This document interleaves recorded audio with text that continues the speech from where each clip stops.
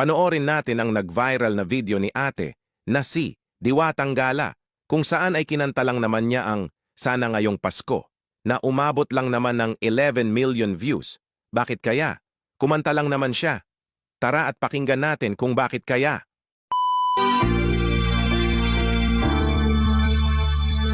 Papasko na naman, utang mo'y nandito pa. Hanggang kailan kaya ako maghihintay sa'yo? Bakit ba naman pinautang pa kita? Ang tanging hangad ko noon ay matulungan ka. Sana ngayong Pasko ay maalala mo ang utang mo. Hinahanap-hanap ang bayad mo.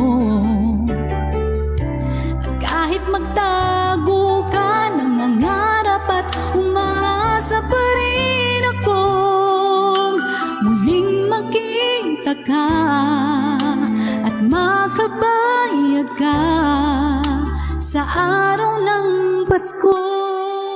Kaya pala, hindi na pala para sa Pasko ang lyrics ni ate, kundi ay umaasa na lang siya sa mga umutang sa kanya na sana ngayong Pasko ay magbayad na sila ng utang. Papasko na naman, pangakong bayad sana. Hanggang kailan kaya maghihintay sa bayad mo? Bakit ba naman kailangang magtago ka?